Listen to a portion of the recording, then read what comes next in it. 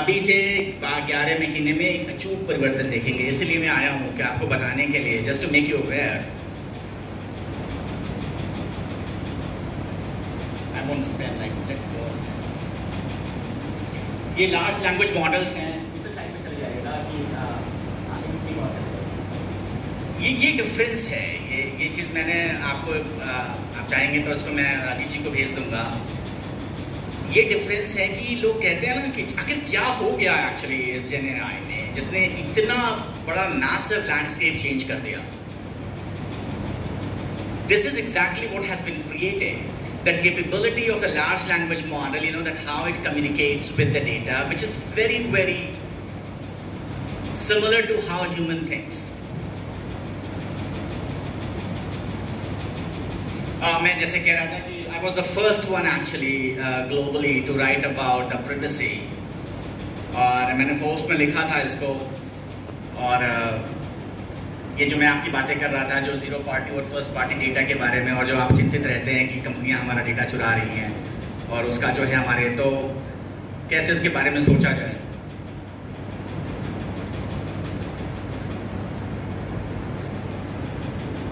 Actually मैं अब आपके पास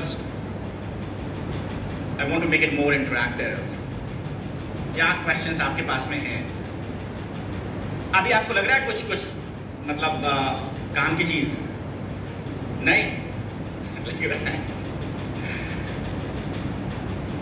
बताइए क्या आपके मन में है, and be very honest and very candid with me. एक चीज जो मैं समझ के आया, मैंने कहा कि आपको वो बताऊं कि कहां से शुरुआत की जाए। मैंने कहा वो आपके लिए बहुत ही हेल्पफुल होगा कि आप अगर ये जानें कि ठीक है, समझ गया, इसका बहुत बड़ा इम्पैक्ट है, there is a data to support that argument, there is lot going on around us with AI, लेकिन वे टू स्टार्ट, ठीक है? तो वे टू स्टार्ट में क्या हो सकता है कि जो स्टूडेंट्स जो हैं डिस्पाइट ऑफ एक्चुअली आप कौन से ईयर में हैं, आपको क्या है ना, you have to start looking for home grown projects. Home grown projects में क्या है कि आप जो है आप अपने शहर में ही देख लें कि क्या परेशानी है। ट्रैफिक इज वन प्रॉब्लम, आप just you identify a problem statement for yourself, और उस प्रॉब्लम स्टेटमेंट को, वो आपका प्रोजेक्ट हो सकता है। जब आप इंटरव्यूज के लिए जाएंगे बाहर कंपनियों में, या अगर आप लिंक्डइन की बात करें, और वो सब आपके लिए कंटेंट हो सकता है कि उसमें आप कैसे स्टार्ट कर सकते हैं। ये मैं बताने की कोशिश कर रहा हूँ कि आप तक कोई नहीं आएगा, आपको उस तक पहुँचना होगा। So you have to go and find a problem which you are trying to solve, और AI can start helping you develop a plan how to solve that problem, चाहे वो डेटा के थ्रू हो, चाहे वो एनालिटिकली हो, चाहे वो सोल्यूशन के फॉर्म में हो।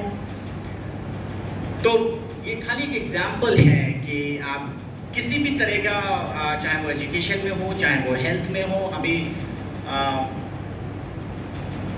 मैं परसों महाराज जी के साथ बैठा हुआ था और आधे घंटे तक हम चर्चा कर रहे थे, और महाराज जी का ये शायद जो आयुष है आपका विश्वविद्यालय जो खुला है, वो उनका बहुत ही ड्रीम प्रोजेक्ट है।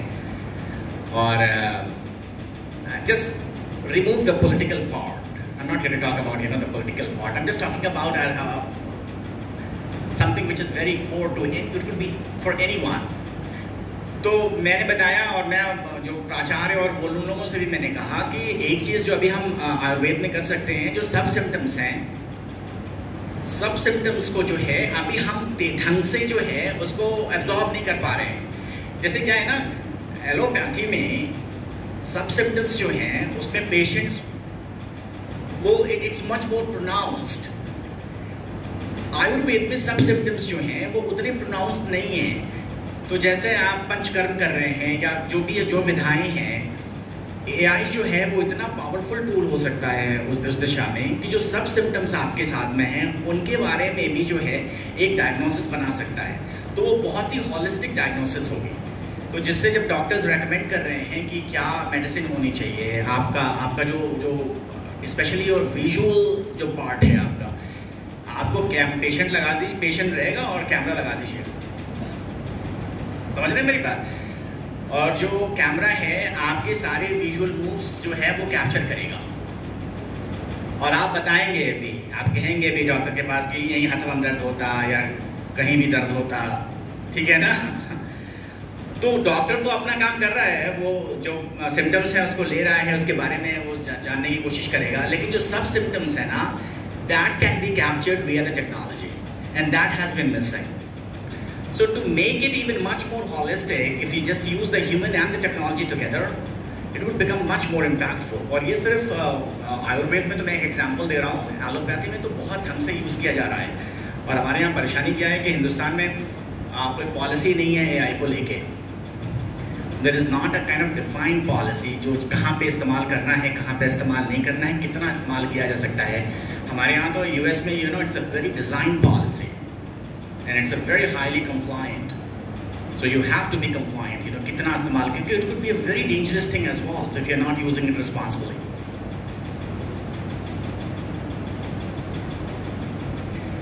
ये भी मैं आपके लिए है कि एक कहाँ से शुरुआत करना है. फ्री कोर्सेज जितने भी हैं, आप वहाँ से शुरुआत करिए. अगर आप बेसिक फंडामेंटल्स जो है एआई के वो पढ़ना शुरू करिए. सबसे अच्छी बात है कि आप अगर आप ऑलरेडी टेक्नोलॉजी में हैं, कहीं ना कहीं इनरोल्ड हैं, तो आपके जो बेसिक कोर्सेज हैं जिसमें स्टैट्स है, बेसिक मैथ्स है, वो सब अगर आपकी जो फाउंडेशंस हैं उन पे जो है आप और कोशिश करिए. पीयर लर्निंग जो है वो बहुत ज़रूरी है आपके लिए. मैं बता रहा हूँ आपको अपने में छोटे छोटे ग्रुप्स. डॉक्टर साहब मैं कहूँगा अभी, मैं पूनम जी को ही बोल के जाऊँगा कि छोटे छोटे, और डॉक्टर साहब ये भी मेरी तरफ से होगा, हम अपने यहाँ कर रहे हैं अपने विश्वविद्यालय में कि जो पीयर ग्रुप की जो ग्रुपिंग करके ना, students they are interacting, they are forming small groups and they are doing some kind of project and they are trying to kind of help each other. वो बहुत ज़्यादा जो है वो हेल्पफुल होगा. तो आप में से जो है ना, जैसे क्रॉस डिपार्टमेंट जो है, मास्टर्स एनालिटिक्स और इंजीनियरिंग मिला के जो है आप 10-12 बच्चों का एक कोर ग्रुप बनाइए पीयर लर्निंग के लिए. और वो जो है ना, they kind of think of the innovative what probably we could do from a project stand point. फिर वो आपको थोड़ा जो है वो प्रेशर करेगा और सीखने के लिए. ऐसे अभी हम बोल रहे हैं, फिर आप घर गए और फिर भूल गए, ऐसे नहीं होगा.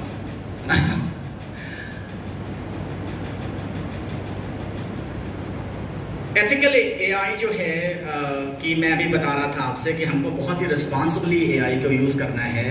मैंने पहली बार जो है वो एक्सप्लेनेबल एआई पे लिखा है.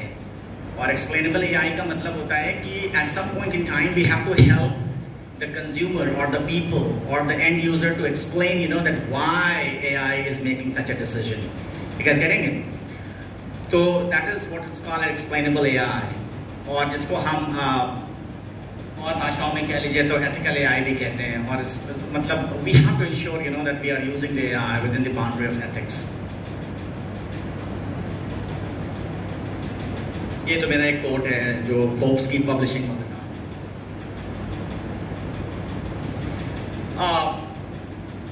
आप में से कोई है जो स्टार्टअप या एंटरप्रेन्योरशिप शुरू करना चाहता है? नहीं, कोई दिमाग में करना चाहिए, सोचना चाहिए उस दिशा में आप लोगों को कि हम कैसे कोई स्टार्टअप या एंटरप्रेन्योरशिप कुछ. क्योंकि मुझे बताओ, ये आपको जो है एआई जो है वो बहुत ही मददगार हो सकता है. और ये ज़रूरी नहीं है कि आप टेक्नोलॉजी में हो, आप किसी भी क्षेत्र में हो सकते हैं, किसी भी क्षेत्र में हो सकते हैं.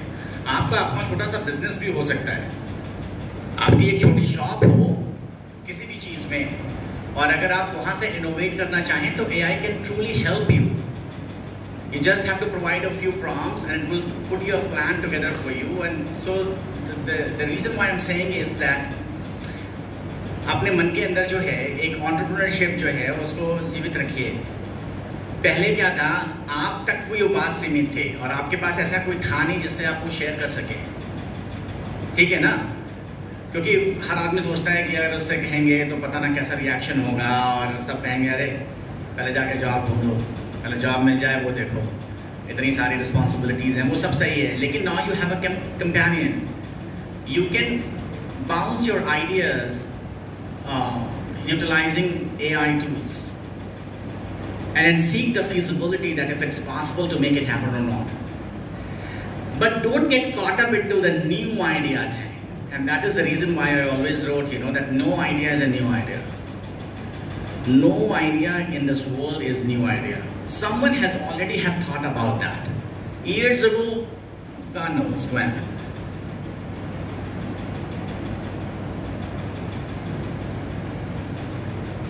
ये प्रकरण स्लाइड्स का खत्म हो जाता है। मैं चाहता हूं कि जो समय बचा हुआ है 10-15 मिनट जो है आपके कोई क्वेश्चंस हो। आप पहले बताइए, आपको लग रहा कि कुछ ठीक है, मतलब कुछ did you get something out of it? What kind of questions you have? Go ahead.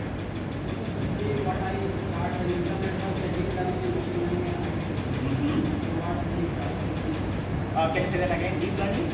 Deep learning, machine learning, and artificial intelligence. Yeah, I would say with the machine learning. Start with the machine learning. Machine learning will take you more into the deep learning concept. But I would say that is the starting point. इससे क्या होगा ना, machine learning से तुम्हारे जो basic concepts हैं, statistical concepts हैं, देखो क्या है ना, जो hypothesis है, क्या prove करना है, वो जानना बहुत ज़रूरी है. Before you can get into the neural and the deeper form. तो I would say machine learning से स्टार्ट करो, और मशीन लर्निंग में बहुत सारी संभावनाएं हैं। अभी तो एआई के आ जाने से ना हमारा रैंडम फॉरेस्ट या जो भी तरीके के मॉडल्स हैं उन बहुत ईजी जो है मॉडल्स।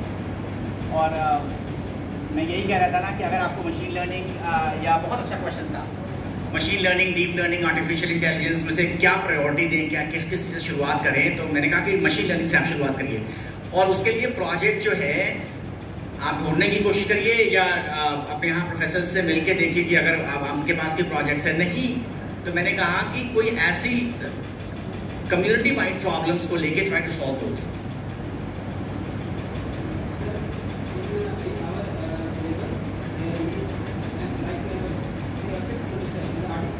हाँ,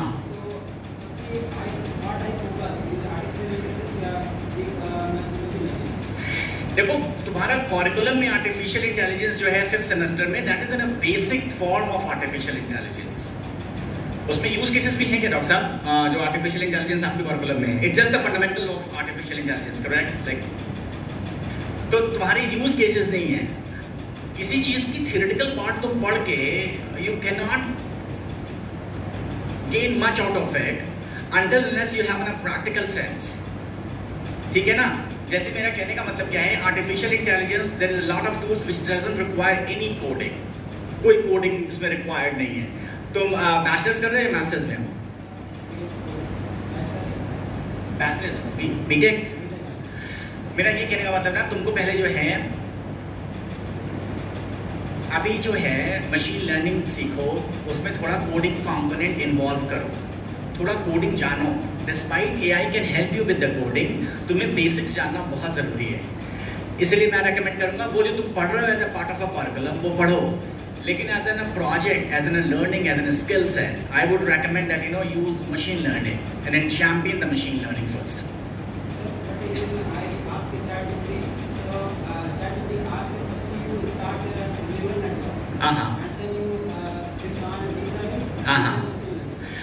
देखो बहुत अच्छी बात है। प्रॉम्प्ट्स जो है ना, जो आप यूज कर रहे हैं, प्रॉम्प्ट्स लिखने की एक पूरी विधा है।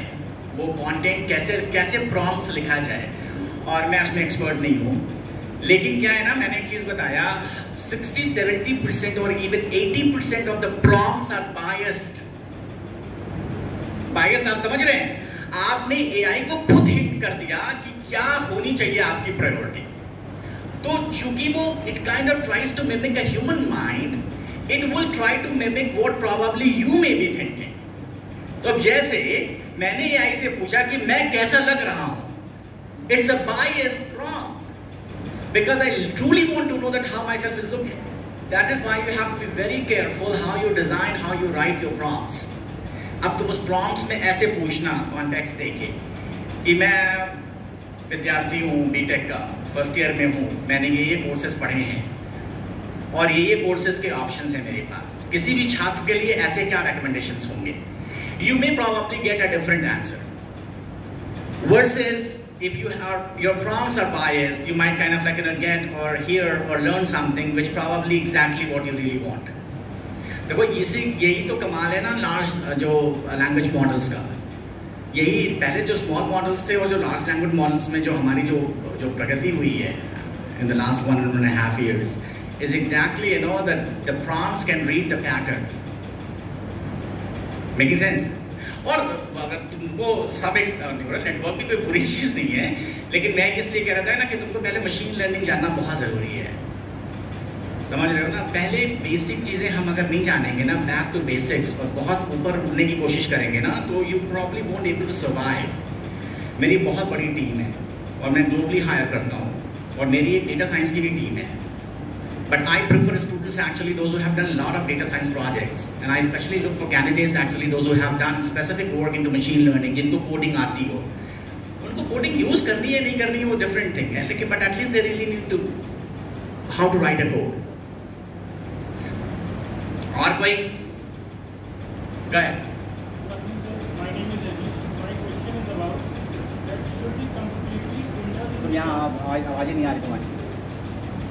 should we completely indulge in the services of AI or take it as a helping hand? Because if my decisions will rely on AI, it will definitely kill my thinking pattern. बहुत अच्छा question है, बहुत अच्छा question है। I will answer that question. और कोई question? I can answer all the questions in one go. और कुछ? बहुत शाय ग्रुप है भाई। और कोई?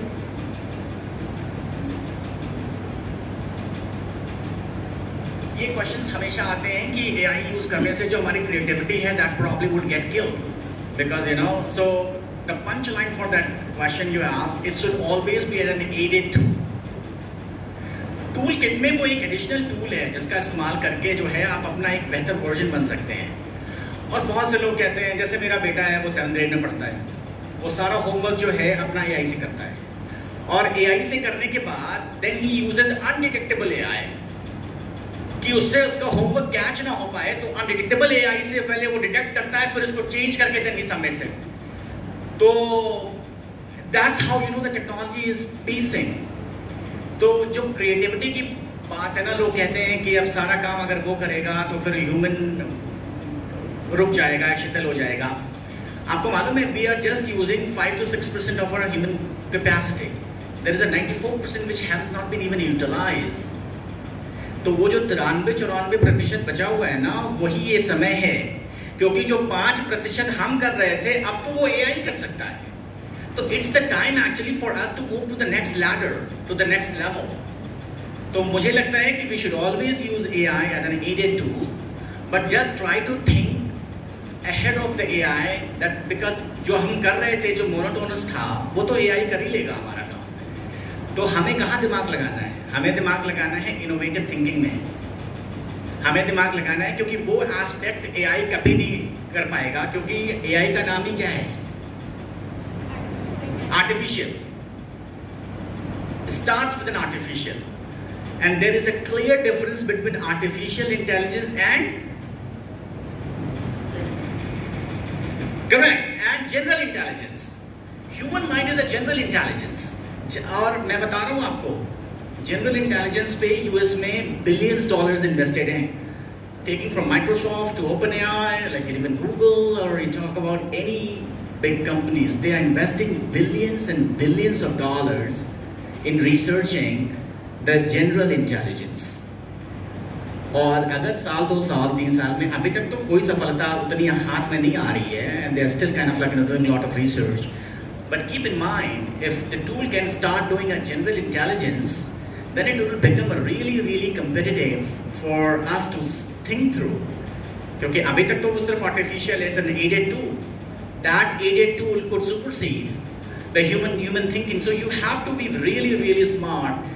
But I'm just giving you some data points. There's a lot of research going on in the general intelligence area as well. मुझे अपनी बातें बता रहा हूँ। जैसे मैंने बताया कि I used to as a friend, मेरा संस्कृत का ज्ञान बहुत ही कम है और आप लोगों का भी कमी है, क्योंकि 40 सालों में अगर आप देखें ना तो it's kind of like in a declining. The people who used to know Sanskrit and the people who know Sanskrit now, अब जो हमारे जितने भी ग्रंथ हैं, चाहे वो रामायण हो वाल्मीकि का, चाहे हमारे वेद हो, पुराण हो, जितने भी हैं, इवन अभी मैं आयुष विद्यालय में था तो मैंने कहा कि आपकी सारी चीज़ें ही तो संस्कृत में लिखी हुई हैं, और उनको पढ़ने वाले कम होते जा रहे हैं।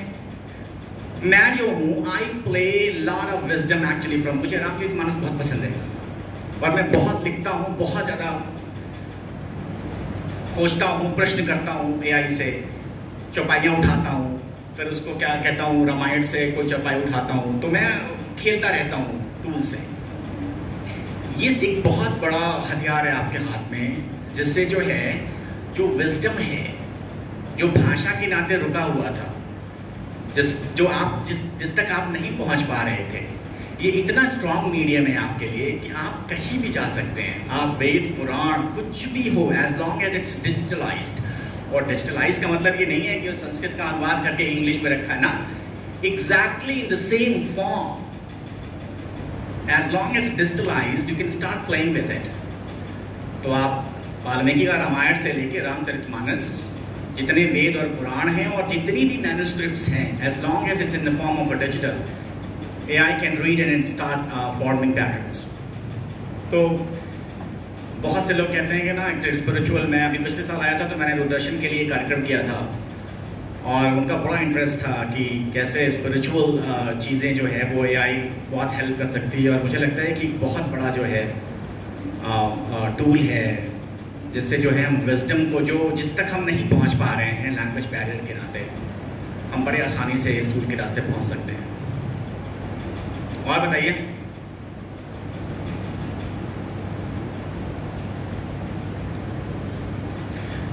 आप राजीव जी के माध्यम से मेरे तक पहुंच सकते हैं, मुझे आप लिंक्डइन पे पोस्ट सकते हैं। Feel free to kind of send me an invite on LinkedIn. मैं फिर आऊँगा तो मैं फिर आपके बीच कोशिश करूँगा आने की। आपके पास और कोई प्रश्न हो करियर को लेके तो आप मुझे लिंक्डइन पे जोड़ के मैसेज कर सकते हैं। I will definitely find time और I can help answer your questions. Rajiv ji बहुत बहुत धन्यवाद। और करियर पॉसिबिलिटीज के बारे में बहुत अच्छा क्वेश्चन है। करियर पॉसिबिलिटीज में मैं, अगर आप 4th ईयर में है ना, तो मैं कहूँगा कि start to find an internship ASAP। मतलब मैं बताऊं कि मैं बहुत लार्ज स्केल पे actually we organise, we are like in $1 billion institution in US। और मैं क्रॉस इंडस्ट्रीज बहुत बोलता हूँ। अगर आप लिंक्डइन पे जाएंगे, आप मेरी प्रोफाइल चेक करेंगे तो मैं कीनोट स्पीकर हूँ और अमेरिका के जितने भी बड़े मंच हैं, चाहे वो गार्टनर हो, चाहे वो, मैं सारे मंचों पे बोलता हूँ एज अ कीनोट स्पीकर। और मैं स्पेशली जो डेटा कम्युनिटी है, जो टेक्नोलॉजी कम्युनिटी है, उनके लिए तो मैं आपको अभी बता रहा हूँ, आप इसको प्लीज़ सीरियसली लेंगे। अगर आप 1st ईयर में हैं और जो आपकी समर वेकेशंस हैं, या आप 2nd ईयर 3rd ईयर में हैं, आपकी समर वेकेशंस हैं, आपको रात दिन लगना पड़ेगा टू फाइंड एन इंटर्नशिप किसी कंपनी के साथ में, यहाँ गोरखपुर लोकल, कहीं भी कुछ भी मिल जाए, छोटा बड़ा नहीं, कुछ भी मिल जाए, you have to start finding an internship. कि by the time you are actually in your 4th year, ठीक है ना, 4th ईयर में तुम्हारे पास रेज्यूमे में लिखने के लिए है क्या? समझ रहे हो ना? और फिर कंपनियां को इन्वेस्ट करेंगी तुमको ले जाके। इस समय IITs की प्लेसमेंट्स जो हैं is less than 30%, 35%, massively impacted because why probably a company would like to invest in you when you probably is wrong and I have an AI tool। तो तुम पहले कोड ही तो करते थे। तो डॉक्टर साहब वो बहुत बड़ा परिवर्तन आ रहा है कि जो हम समझ नहीं पा रहे हैं, कि हम खाली यही कह रहे हैं कि अरे हायरिंग ही नहीं है, हायरिंग ही नहीं हो रही है, जॉब मार्केट बिल्कुल। तो आपको मैं बता रहा हूँ कि आपको जो है, एक तो जैसे कुछ लोगों ने बताया है ना कि आपके करिकुलम में AI इनबिल्ट है, तो बहुत अच्छी बात है, उसको आप रिफ्लेक्ट कर सकते हैं। इंटर्नशिप ढूंढिए अपने करियर के लिए, इंटर्नशिप आपके लिए बहुत ज़रूरी है। Try to find an internship as soon as possible. दूसरा चीज़ है डॉक्टर साहब की, आपको अपनी प्रोफाइल विजिबल बनानी होगी। आप इंस्टाग्राम और फेसबुक पे विजिबल हैं वो भी अच्छी बात है, लेकिन आपको प्रोफेशनल नेटवर्क्स पे विजिबल होना होगा। तो उसमें प्रोफाइल बनाइए, लिखिए, लोगों से कांटेक्ट करिए, देखिए कि आखिर क्या चीज़ है, क्या बात हो रही है, टॉपिक्स पे जो आपको इंटरेस्ट जो आपको इंटरेस्ट करता हो। Visibility is again something you should always be very keen in building. तो मुझे लगता है कि डॉक्टर साहब वो पूरी तैयारी जो है इन लोगों की 2nd ईयर 3rd ईयर और 4th ईयर तक आते आते वो होनी चाहिए। लेकिन अभी जो है ना, it's what you can bring to the table is what matters. और हमारे यहाँ हम लोग पूर्वांचल के हैं, मुझे 23 वर्ष हो गए अमेरिका में रहते हुए, और मैं पढ़ने गया था। और आपकी यूनिवर्सिटी से भी मेरा बहुत पुराना कनेक्शन है। मेरी जो बड़ी साली हैं, she is head of the department of archaeology and history, professor Pragya Chaturvedi. और मेरे ससुर जो हैं वो भी विश्वविद्यालय में रहे हैं, अब तो वो नहीं रहे, प्रोफेसर प्रेम सागर चतुर्वेदी। और तो मेरा कनेक्शन है विश्वविद्यालय से। मैं ये कह रहा था कि पूर्वांचल जो है ना, वो वहाँ पे सॉफ्ट स्किल्स की परेशानी है। हमारे अंदर जो है वो कॉन्फिडेंस नहीं आ पाता है बोलने में, वो कॉन्फिडेंस नहीं आ पाता है अपनी बात रखने में, वो कॉन्फिडेंस नहीं आ पाता है लिखने में। तो मैं इसलिए तो आपको कह रहा हूँ, इसलिए तो मैं बताने आया हूँ कि तुम्हारे पास एक एडिट टूल है। Try to interact with actually these AI tools. अपनी लैंग्वेज पॉलिश करो, AI को स्पीकर फोन ऑन करके उससे बात करो। टूटी फूटी अंग्रेजी भी तुम अगर बोलोगे तो इट विल स्टार्ट करेक्टिंग, और तुमको कोई सुन नहीं रहा है, तो तुम्हारा कॉन्फिडेंस बिल्ड हो रहा है, तुम्हारी सॉफ्ट स्किल्स बिल्ड हो रही है, और सॉफ्ट स्किल्स बिल्ड करना बहुत ज़रूरी है। दूसरी चीज़ ये है ना, हम पूर्वांचल के हैं तो हमको ये लगता है कि अरे my English is not so professional, not so, मैं गोरखपुर से ही हूँ, और भाषाएं सीखी जा सकती हैं, कंटेंट भी सिखाया जा सकता है, ठीक है ना। तो जो इसीलिए मैं कह रहा था, तुम्हें बता रहा था कि जो बेसिक कोर चीज़ें हैं उन पे बहुत ध्यान दो। जैसे मशीन लर्निंग के कॉन्सेप्ट्स जो हैं, जो उनके मॉडल्स हैं, कैसे वो बने हैं, कब कहाँ यूज़ करते हैं, हाइपोथेसिस कैसी है। मैं डेटा स्टोरी टेलिंग पे बहुत बोलता हूँ और बहुत लिखता हूँ कि कैसे क्या है ना, AI जो है तुमको डेटा सिंथेसाइज तो कर दे रही है, लेकिन इसको पैकेज नहीं कर पाएगी अभी, क्योंकि the general intelligence is missing. That is where the human is needed to do the packaging work. So career के लिए मैं वापस आऊँ तो मुझे लगता है ना कि emphasise actually on the story telling part, कि कैसे अपना जो 4 साल है या तुम मास्टर्स में हो उसको कैसे पैकेज कर सकते हो किसी ऑर्गेनाइजेशन के लिए, कि that exactly help solve the problem they are trying to solve, ठीक है ना। दूसरी चीज़ ये भी है डॉक्टर साहब कि जहाँ पे अप्लाई कर रहे हो, खाली ईमेल देख के वहाँ पे HR को ईमेल करने से कुछ नहीं होता है, और या उनके एप्लीकेशन बोर्ड में जाके एप्लीकेशन सबमिट करने से कुछ भी नहीं होगा। आई am telling you the fact. चाहे यहाँ की देशी कंपनियाँ हों आपकी, और चाहे वो बेंगलुरु दिल्ली में हो, अगर आप नौकरियाँ ढूंढ रहे हैं, कुछ भी नहीं होगा। You will not hear anything back from them. So what exactly I am telling you, that is how you have to build the connection through LinkedIn. LinkedIn पे 1 घंटा 2 घंटा 3 घंटा जो है आप अगर समय नहीं गंवाएंगे और जाके वहाँ पे कनेक्शंस नहीं ढूंढेंगे और देखेंगे नहीं कि वो कंपनियाँ क्या कर रही हैं, किस दिशा में जा रही हैं, उसके बारे में सोच के अगर आप कुछ बहुत थॉटफुल लिखेंगे और तब अप्रोच करेंगे, तो it might just click someone. Randomly जो है वो कवर लेटर बना के वो जेनेरिक जो है और उसको रेज्यूमे से लगा के भेजने से you won't get any traction. So job ढूंढना जो है, you should make it a very top priority and try to be a very distinctive in terms of your offering. तो वो जो है बहुत हेल्प करेगा। सर एक प्रश्न है मेरा, जैसे सर 20 साल पहले जो है जो नए बच्चे हैं जो साइंस में या इंजीनियरिंग के फील्ड में आना चाहते हैं, वो कंप्यूटर साइंस हुआ करता था, इंफॉर्मेशन टेक्नोलॉजी हुआ करता था, वो बच्चे चूज करते थे। आज के डेट में वो क्या है, जैसे डेटा साइंस आ गया है, AI आ गया है, मशीन लर्निंग आ गया, वो क्या है जो बहुत तेज़ी से उभर रहा है इन सब आज के समय में?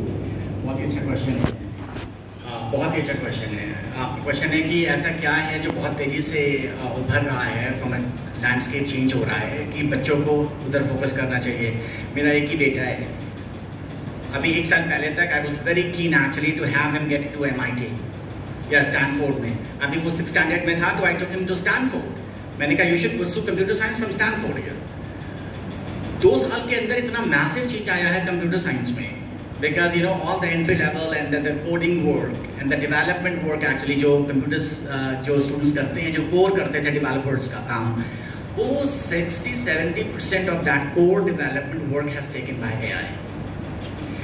तो मैं कह रहा था कि आपको अपने करियर के बारे में ऐसे नहीं सोचना चाहिए कि आपको AI करना है या आपको डेटा साइंस करना है या आपको मशीन लर्निंग करनी है। आपको जो है अपनी जो रीजनिंग स्किल्स हैं,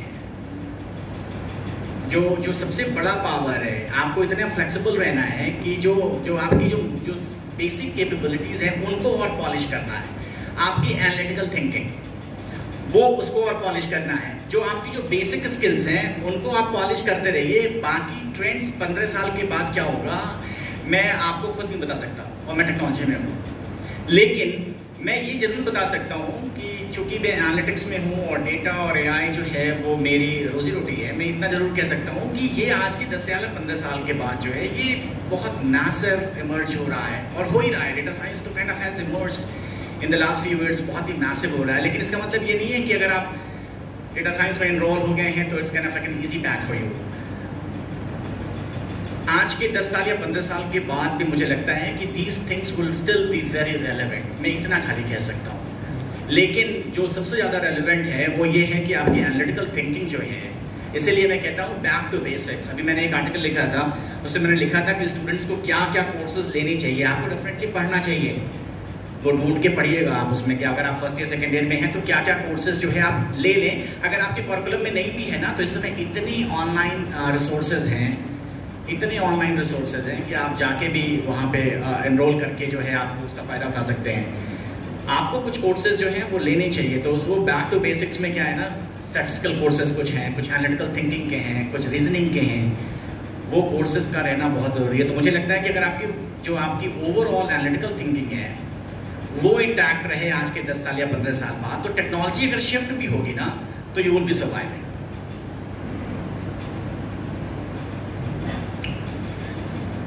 अच्छा, मेरा गला सूख गया है। It's really wonderful actually seeing all of you, और मुझे नहीं लगा था कि आप इतनी ध्यान से सुनेंगे, और मुझे बहुत ही खुशी हुई है यहाँ पे आके और मैं डॉक्टर साहब का और आप सभी लोगों का बहुत बहुत धन्यवाद कि आपने अपना समय दिया। आप लोगों का बहुत धन्यवाद कि आपको इसमें से कुछ मिला जो आपको लगेगा कि आप इसका सही इस्तेमाल कर सकेंगे। और thank you Rajeev for everything. I know there was a lot of logistics involved, but I really appreciate all of you. Thank you.